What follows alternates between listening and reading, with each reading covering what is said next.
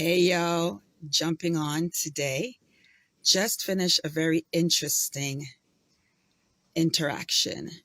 And right before the interaction, something weird was happening with my devices. And I reached out to one of my friends and I screen recorded it and I sent it to her. And she's just like, girl, stranger things are happening.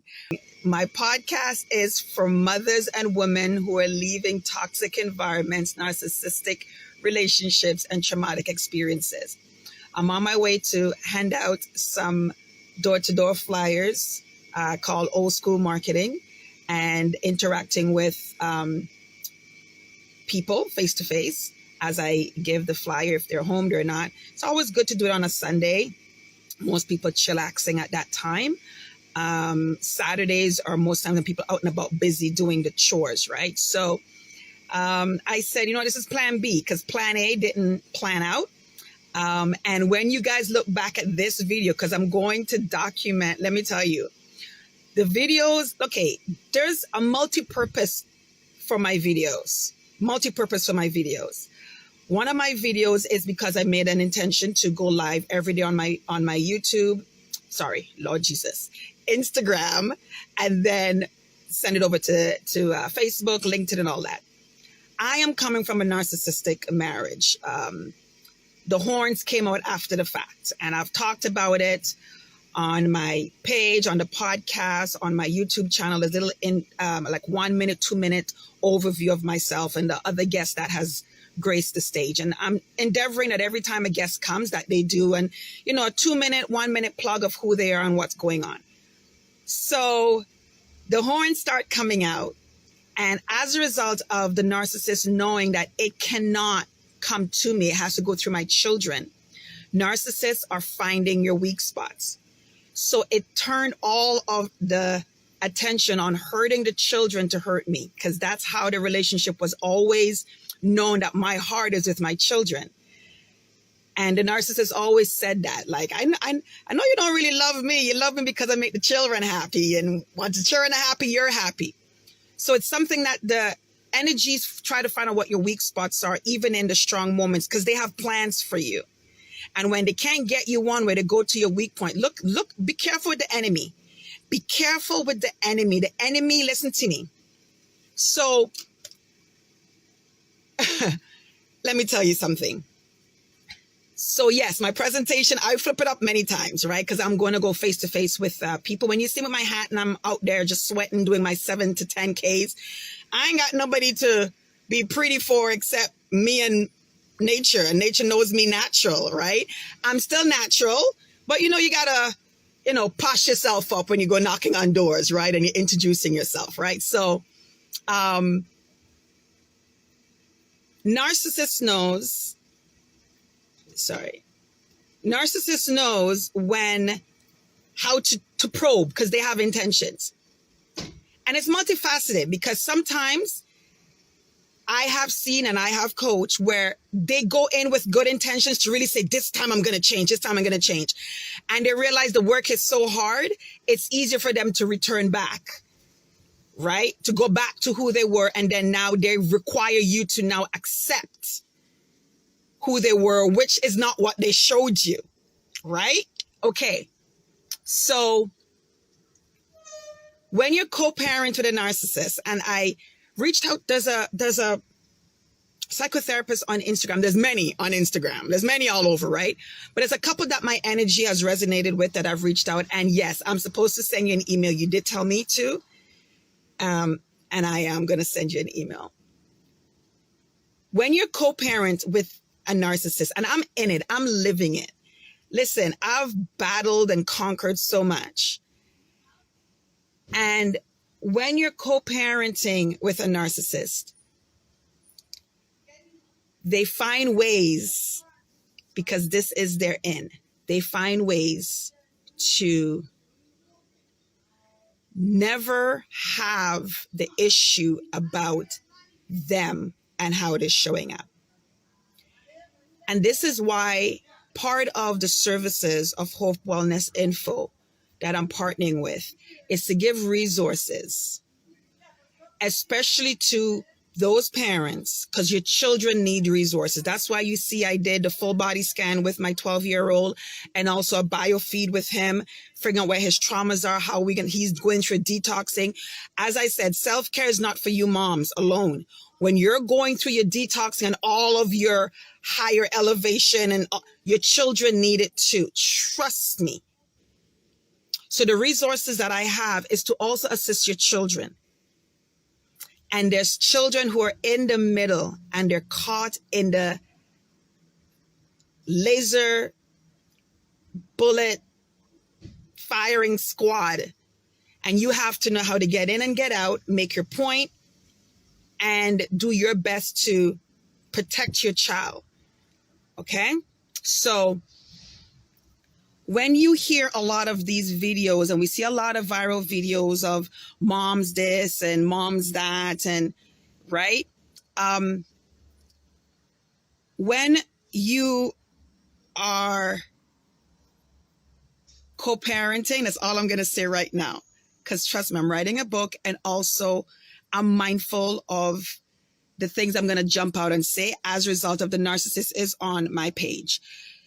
He's been stalking me on my page, all my social media pages. Every time I move forward and he sees that I'm moving forward without him on my side, he goes out and above to do everything to stall it. But he can't stall it, and that's what kills him. But he stalks my pages. I once had an internet radio station. I had 3 radio shows that I was doing live. I was trying to convince the owner of the station for us to pre-record. As a result of, I know the narcissist is watching everything that I do and timing to be in conflict. So when it knows that I'm finished from the radio station on my way home, it will time as to when I'm going to be home, when I'm showing up to present a conflict. It will see if I have the children with me. If she's doing this, where's the children? Timing ways to be. So I was trying to beseech the owner. Okay, I know you want to do live, and I understand his reasoning why he wants to go live, but I'm like, we can pre-record and still post it live. But it was a back and forth in marketing, but also too, I know why I was asking for it to be live. And I'm like, okay, so there's some things we were able to pre-record, and I caught the narcissist. Sometimes when people say you overthink things, you gotta trap them for them to see that you see them, and also for documentation for court. So one time it thought I was live, but it was pre-recorded, and the owner played it live. And the narcissist was listening to it, and it's like, oh, well, if she's there, that means she's not home, and that means I can get to her place of living with the children. Don't know if the children with me at the radio station or not, but planning to show up at my home to catch me. To catch me. Actually, that time we were exchanging. And it was like, well, if she's at the radio station, how is she going to be there for her drop off on time? I need to show that she's not on time. And if I'm dropping them off, who's supervising them? Just going out of their way to try to paint a picture. Let me tell you about co-parenting. When you have another parent that is out to just want to assassinate, want to stop, because part of the plan was when you rise, and they're shining with you. And when they see that you've made an integrity decision and you have a self-care love for yourself, and they're no longer in the picture, when they see you rise, it hits them that they're not there. They're not part of the photo op. They're not part of the story, because they were supposed to be part of the story and they're not. And some narcissists are so vicious that they would not want the children to experience.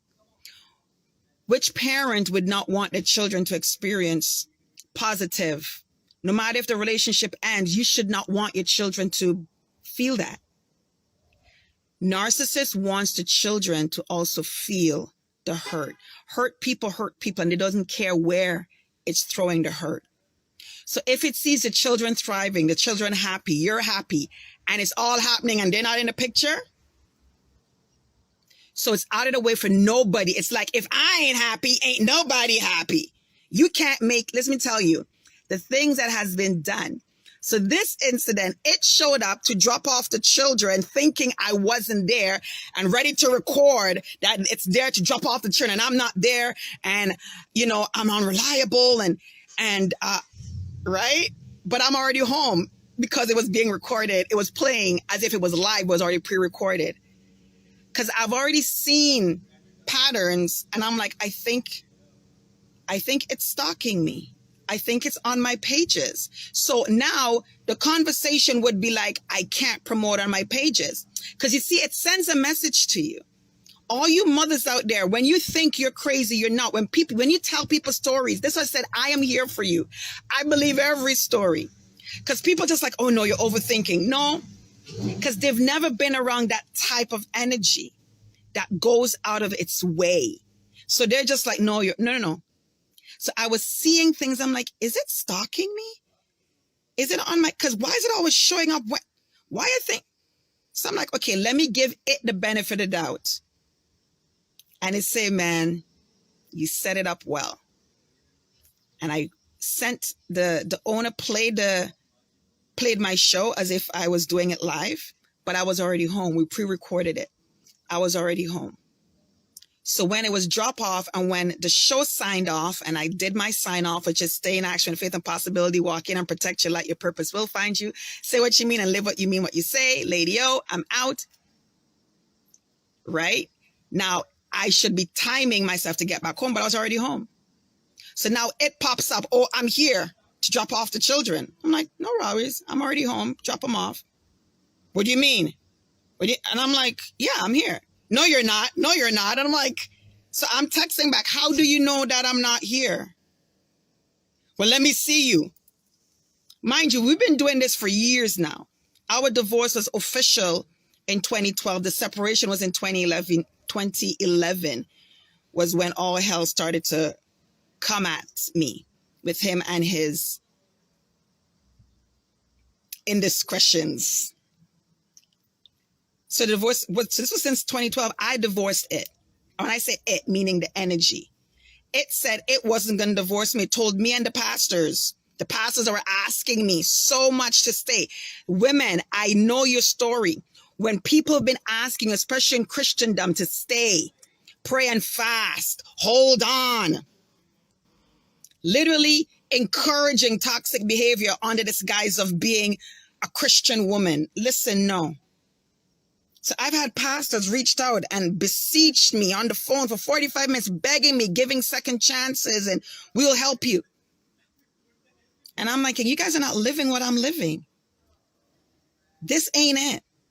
So giving second chances, showing up for these couples treatments. I'm like, okay, we promise we'll work on him.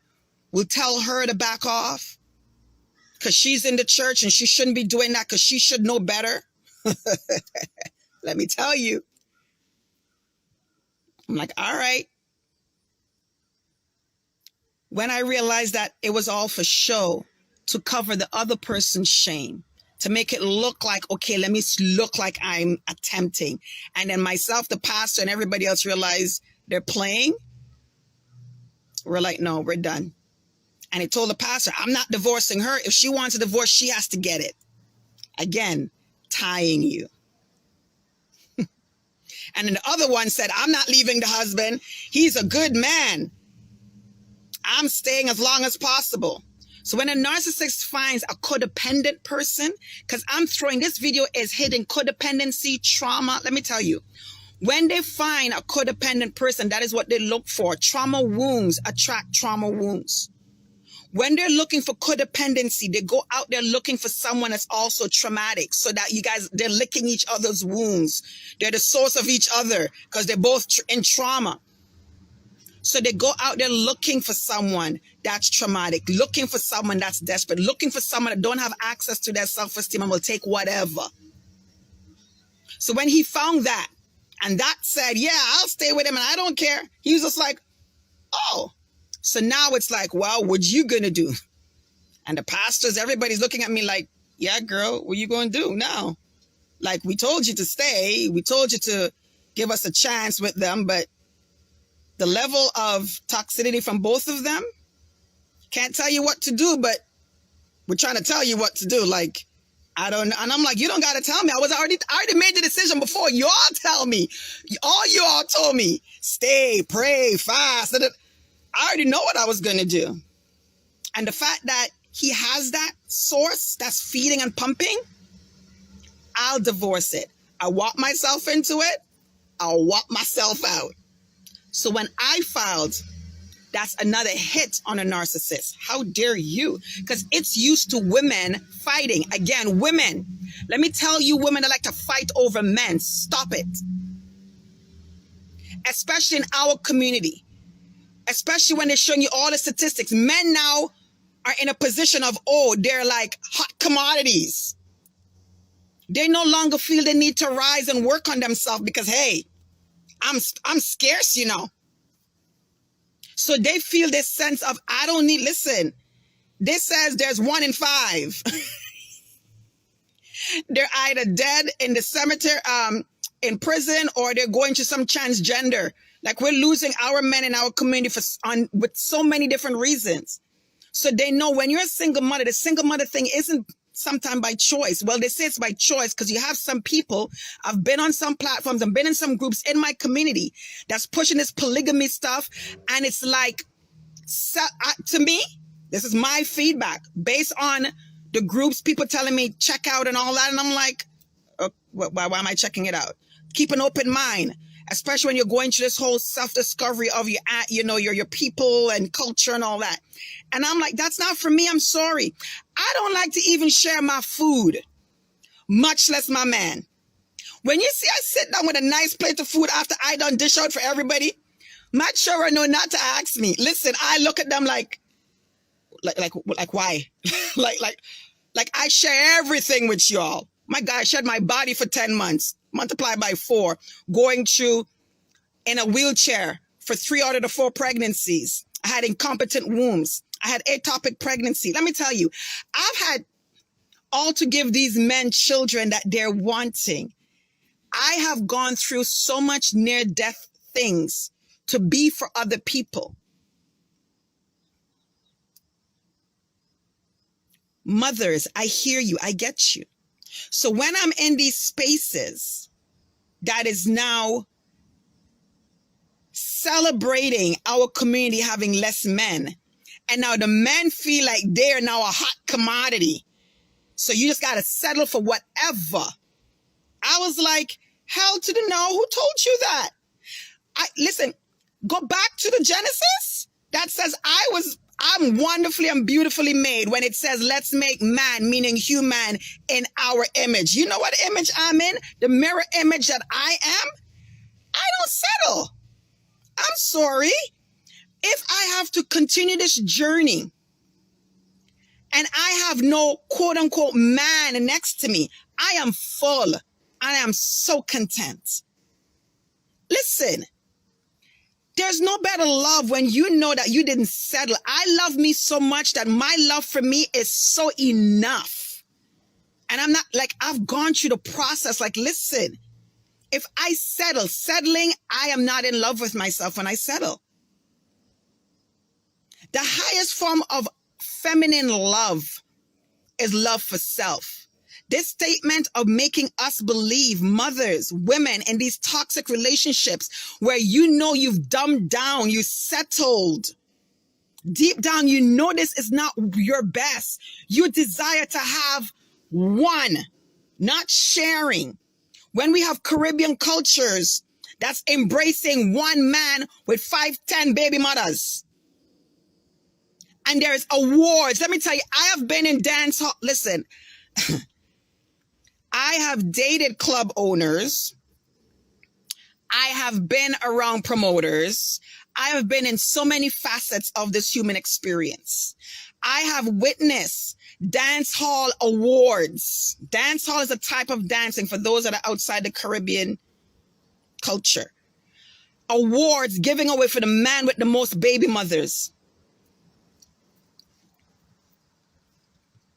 I'm just keeping it real. How much baby mother you have.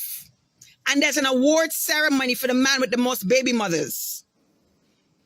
So for every award, you've just identified a home where there is not a two-parent consistently, present consistently. Then you have this lowering of the bar. In certain cultures, in certain lifestyles, where the woman has to settle. I'm like, no, I'm sorry. It's all free will and choice. I don't settle. I'm from a different lifestyle. I'm from a different lifestyle. I guess it comes from the apple, how far it falls from the tree. My mom, although I love my dad, I've talked so much about my dad in my book I'm writing. I love my dad. I've spoken so much about my dad. And my dad was a terrible husband.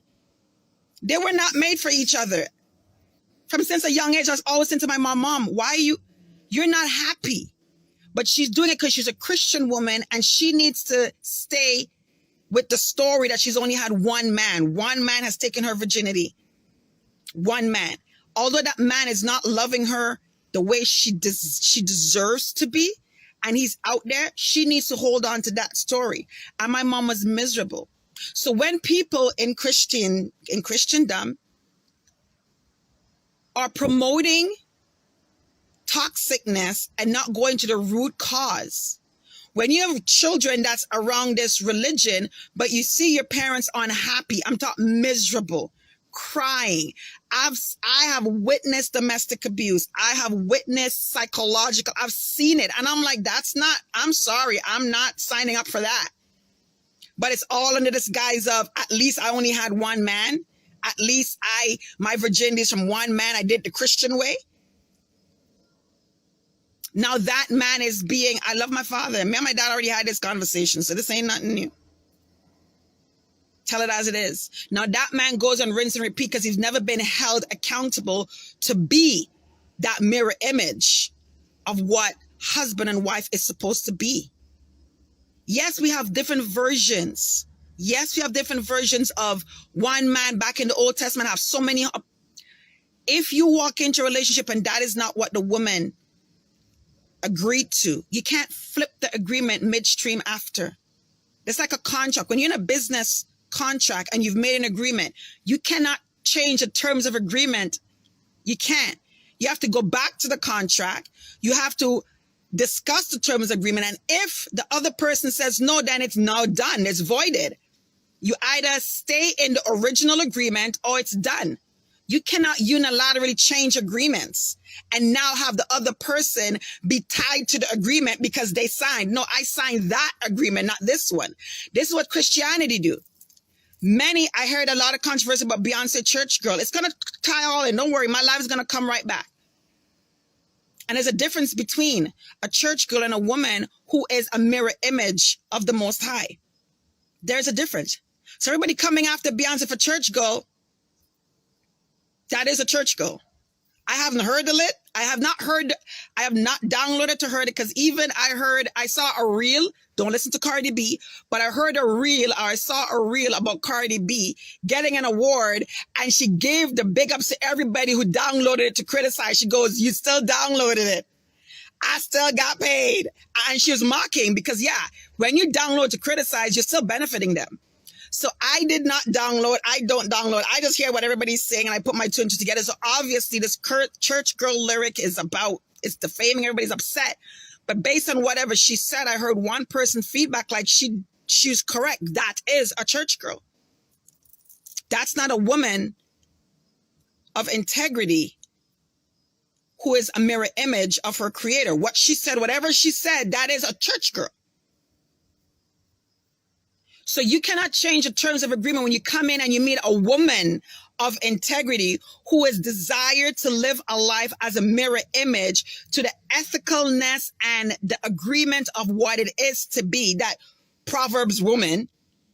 And then you now want to flip the agreement and now tell her she still needs to stay. I'm sorry, partner. If you came to me with that agreement, it would have been ripped up and I would tell you, go find some other body. But you didn't come with that agreement. You came with an agreement that I would agree on based on how you see that I am. And many mothers and women, this is how you've gotten conned. And then you feel a sense of obligation because now you're in the title of a wife and you know how much you're honoring that position.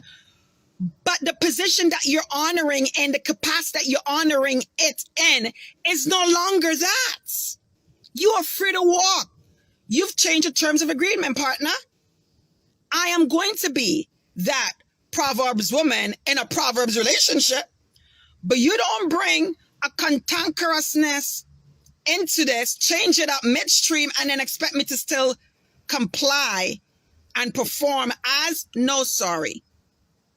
And the more we empower women in churches and in the marketplace outside to put their foot down, and we flip the script, instead of telling women to settle, we pull out men and we say, partner, no, you're wrong. You cannot require her to fulfill the agreement when you've changed the terms of agreement.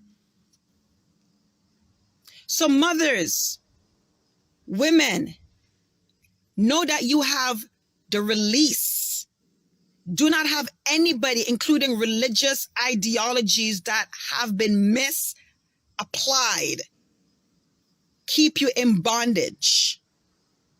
And if you are a mother, that means you're co-parenting.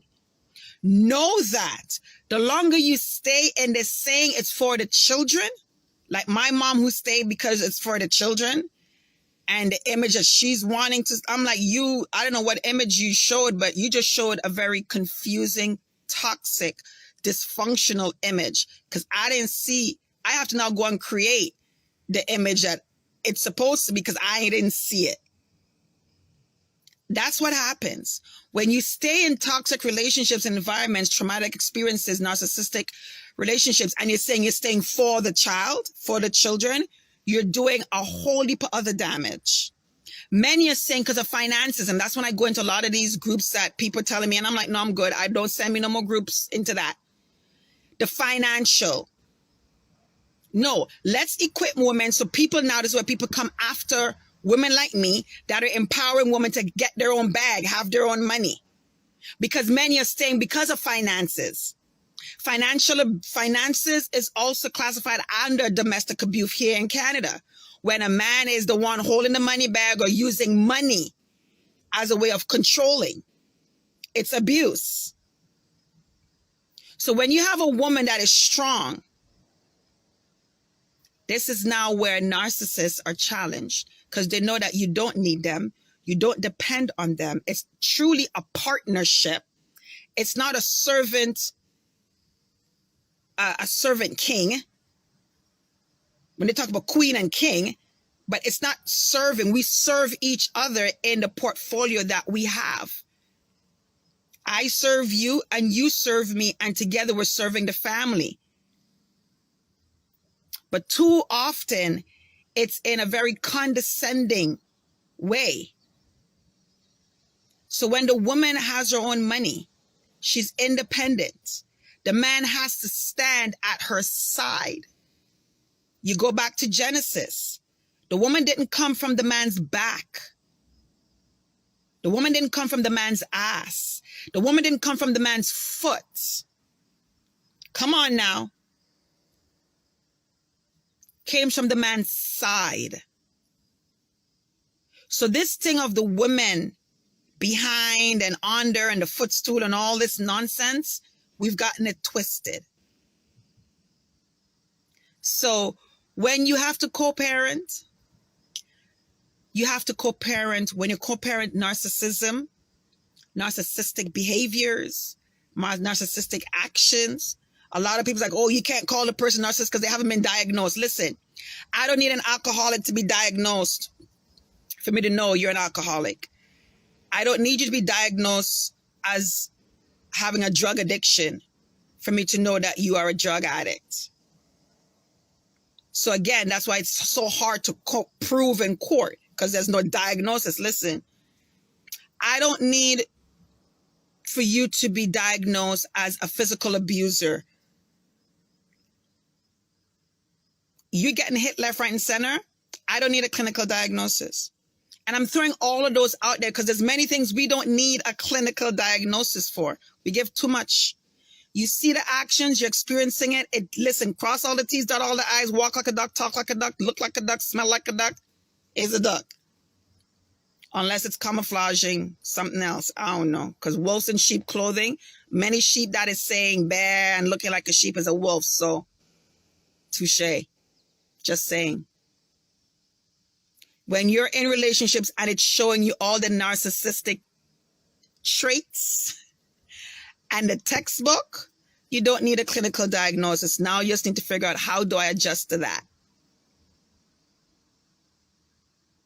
And especially when you're co-parenting, you have to know when to pull out, how to position yourself, what to do, how to document. But most importantly, your children are going to need self-care. And the worst thing is when the narcissist convinces the child that they don't need help, because they themselves has also determined that they don't need help. There's nothing wrong with them. They don't support therapy. They make very slap cheek comments when you go and you're getting therapy, counseling and all that. They're not willing to do it because that's not their problem. So they also downplay it. When you're speaking about it for the children, they downplay it. And then now the child is also hearing, oh, I don't need that.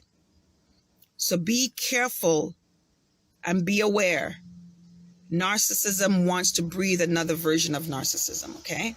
So when you're co-parenting, do as much as you can.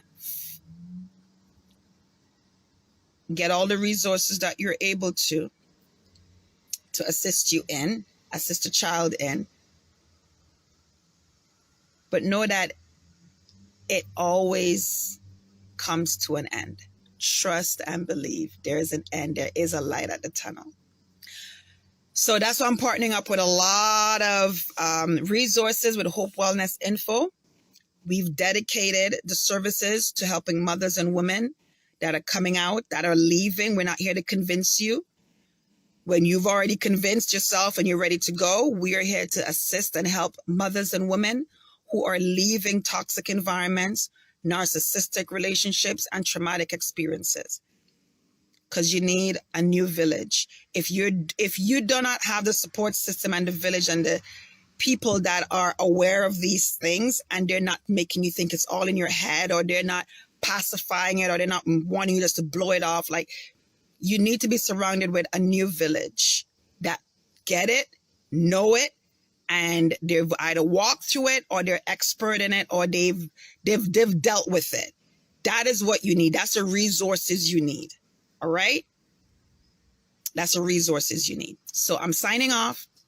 Have a wonderful day. Check out all my podcasts. The links are all in the bio, YouTube channels. Episode 5 tomorrow is going to be great. It's going to be fire. All right. So thank you for passing through. And I'm going to now continue and finish my door-to-door with my peoples and see how many people I can expose what I'm doing, because I'm doing a lot of things that all complement each other. I'm not all over the place. There's a lot of things that's moving, a lot of moving parts, but they're all moving. All the moving parts is for a well-oiled machine that I'm building. If you build it, they would come. You have a car, you have any machine, there's a lot of moving parts, but it's all working together for the good. All right? Talk to you later. This is Lady O. Stay in action with faith and possibility. Walk in and protect your light. Your purpose will find you. Say what you mean and live what you mean. So I want to give a big up to my friend that is responsible for my malas. My cedar is smelling. Girl, it's still smelling. I got all my malas. This is my cedar, my crystals, my Amazon light, my cedar, crystals, my opalite, fully 100% opalite. And I'm also getting my beads, my opalite, my cedar, and some others. I did a video on Revelation, and I was going through the chapter that talks about crystals that are being made as the foundation of the new heaven. For those in Christendom that thinks that all this is voodoo, if the Most High seems fit to use the foundation, the whole foundation, and identify the crystals that are being used, there must be something about the crystals. And especially when it was specific crystals and a specific pattern. The first crystal, the second, the fourth, the fifth, they were specific. Everything about our Creator is specific. Nothing is happen chance. Nothing is just random. So each stone was specific, given a specific number, and it had its own position in the foundation. Okay, jasper, jacinth, pearl. Then there's the gold and everything else. So for those that think that having crystals and being around crystals is some voodoo thing, listen, don't always listen to the West. And I put that in one of my stories. It's probably gone because after 24 hours. Don't listen to the West about everything. Okay? North, south, east, and west is all together. It's all encompassing. Take lessons from all areas, all right? The truth is hidden. It's there. You gotta go to search it. All right. So go back to the book of Revelations and you'll see the power of the crystals that the Most High said is good and fitting to build anew. So if it's good and fitting for the Most High, it's good and fitting for me. You understand? All right. I talk to you later. Bye.